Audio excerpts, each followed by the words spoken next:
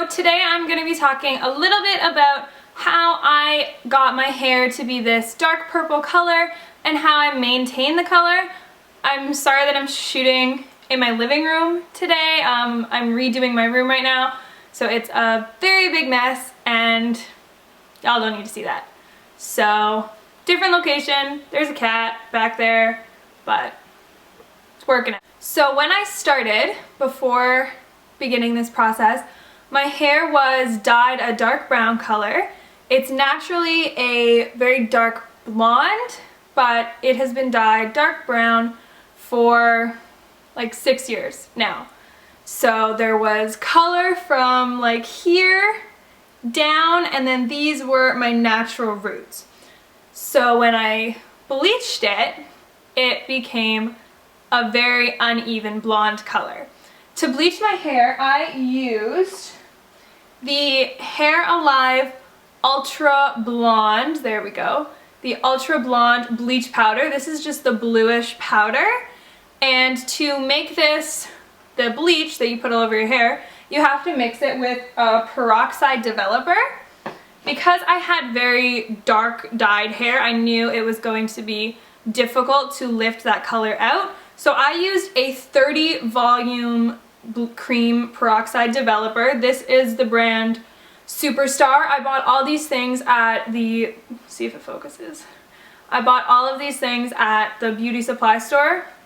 It cost me like $20 probably, so definitely a lot cheaper than going to the salon and getting it done. When I did it the first time, I actually have my mom do all of my dye for me. So she helped me out, which was so helpful. I don't think I could have gotten the back or gotten everything as well covered. So if you're going to do this, it might be wise to ask a friend or a family member to give you a hand so you can make sure you get coverage everywhere. So the first time that we did this, there were actually a lot of spots that we missed.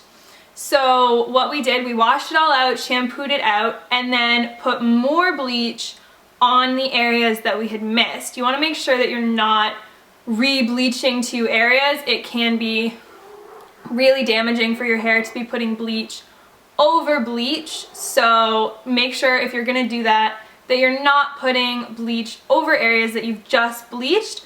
We made sure that we were just putting bleach on the spots that we had missed. A lot of the underneath stuff we hadn't gotten bleach on, so we redid those areas, let it sit for 40 minutes because my hair was quite dark. But what you can do is just keep checking underneath the saran wrap to see what color your hair is becoming, so you can rinse it out when it gets to your desired shade. So once we had done that, my hair turned into a really uneven sort of yellowy color, but then my roots, which I had said were my regular hair, it had no dye on it, so those took the bleach really well and they turned out white, like Draco Malfoy white. And the rest of my hair was like a yellowy, kind of just ruddy gold color. So the next step in the process after I had done all the bleaching was to tone my hair to try and get it to be as even as a color as possible. If your hair has no dye on it and you've bleached it, you can skip this step. It will take the bleach much better and it should come out a much more even color. Or if you don't want to do this step, you don't have to. It will just make the color come out a lot more even. It's sort of like creating a blank canvas for you to then put your bright colors on. So I chose to tone my hair just so that it looked a lot more even once I put the bright color on. I used a toner by Wella. I don't have it. I did throw the box away because I used all of it, but I just went to the beauty supply store and I got the shade Lightest Ash Blonde. I just chose the color closest to white. So once I had done that, rinsed it out, it was a very even, very light blonde.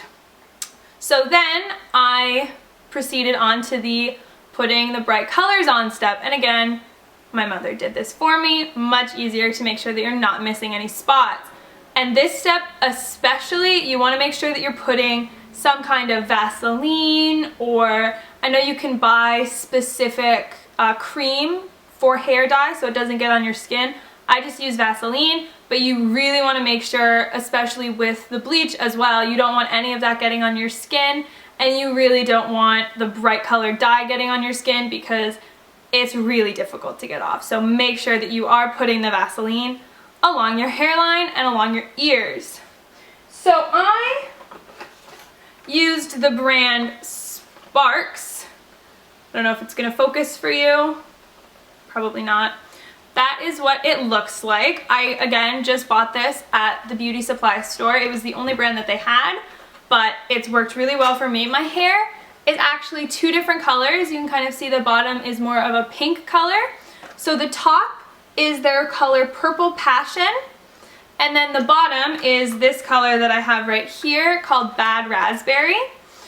So if this is the kind of thing that you're going for, you just want to put the color on like you would. It comes in a little tube. It's got some dye on it right now, but there you go. That's gross. It comes in this little tube, and you just squeeze it out, put it all over your hair. This stuff you can rub in. You don't want to be rubbing the bleach in because it can hurt your scalp a lot if you massage it in. But this stuff you can just rub in, make sure you get it all over. And we stopped with the purple probably about here on my hair. Obviously, if you put the lighter color over the darker color, it's not going to show up. So we had to stop about here with the purple and then put the pink down below and just kind of rub them together to blend the colors together. So that is how I achieved that sort of ombre color look. Now, with having colored hair, obviously you have to take some extra steps to take care of it and make sure that the color doesn't just wash out the second that you have a shower. So I use a specific shampoo for colored hair. I use the, you're not gonna focus, the Schwarzkopf,